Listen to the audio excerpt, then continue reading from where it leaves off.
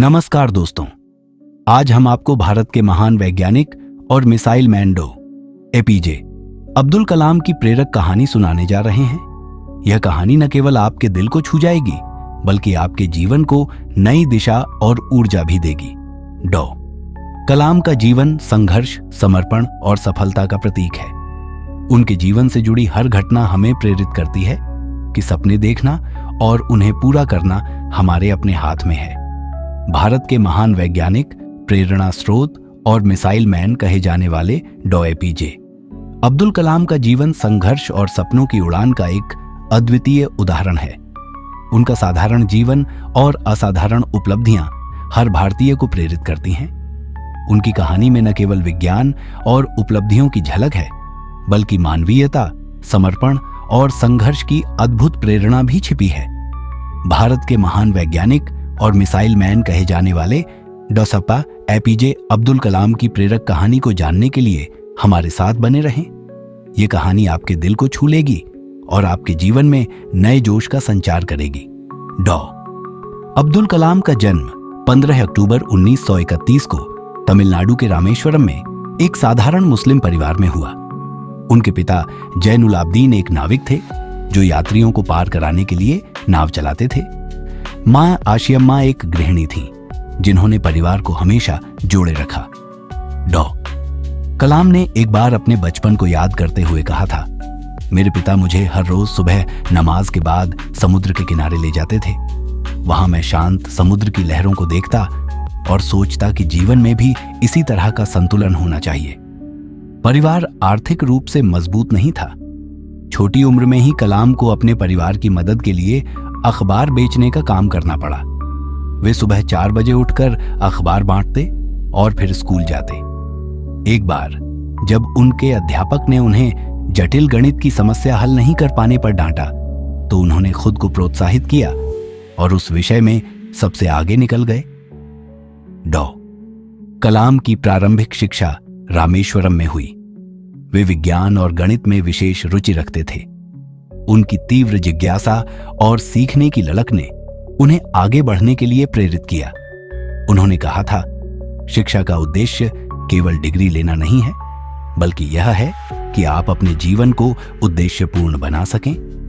एक बार स्कूल में अध्यापक ने पक्षियों की उड़ान का सिद्धांत समझाने के लिए बच्चों को समुद्र तट पर बुलाया। कलाम उस दिन पूरी रात सोचते रहे कि पक्षी कैसे उड़ते हैं।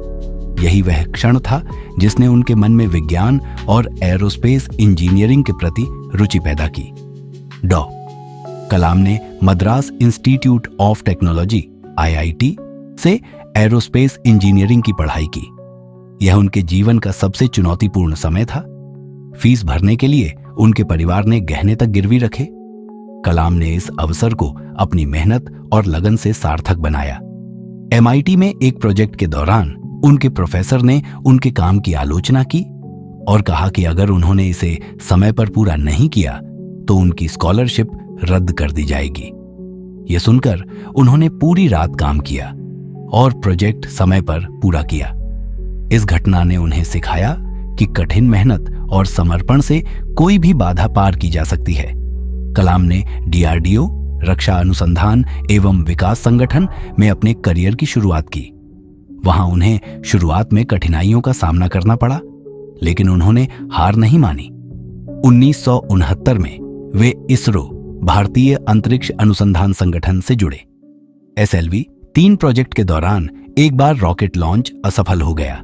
कलाम ने इस असफलता की पूरी जिम्मेदारी अपने ऊपर ले ली और कहा, असफलता से डरिए मत, यह आपकी सबसे बड़ी शिक्षक है।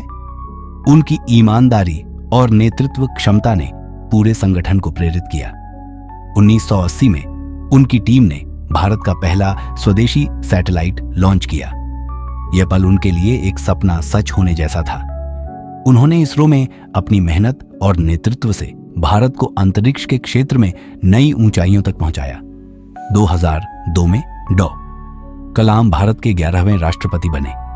उनका जीवन सरलता और ईमानदारी का प्रतीक था। राष्ट्रपति बनने के बाद भी वे जनता के करीब रहे।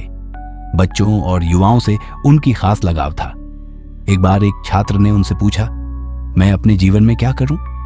डॉक्टर कलाम ने जवाब दिया, सबसे पहले अपने सपनों को पहचानो, फिर उन्हें पूरा करने के लिए अपनी पूरी ताकत लगा दो। उनका राष्ट्रपति भवन के दरवाजे हर भारतीय के लिए खुले थे। वे हमेशा कहते थे, मैंने राष्ट्रपति बनना नहीं चाहा, लेकिन जब मुझे यह जिम्मेदारी सौंपी गई तो मैंने इसे अपनी पूरी क्षमता से निभाया। डॉ. कलाम का जीवन भले ही सफलता से भरा हो, लेकिन उन्होंने हमेशा विनम्रता बनाए रखी।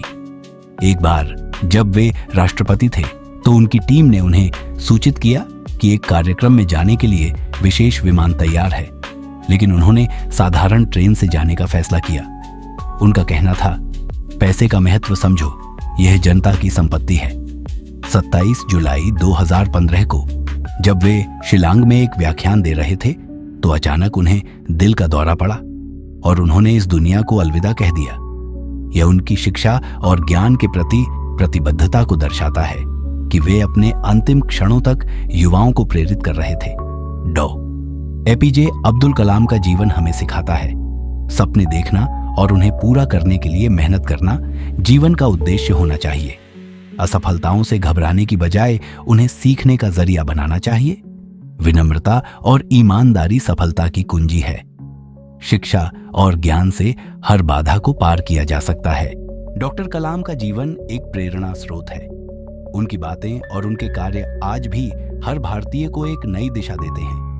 वे सही मायने में भारत रत्न थे। उनका संदेश हर पीढ़ी को रोशनी दिखाता रहेगा। अगर आप सूरज की तरह चमकना चाहते हैं तो पहले सूरज की तरह जलना सीखें।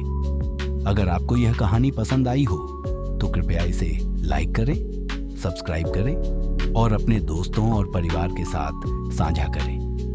हमें कमेंट में बताएं कि डॉ. कलाम की कौन सी बात आपको सबसे ज्यादा प्रेरित करती है। धन्यवाद।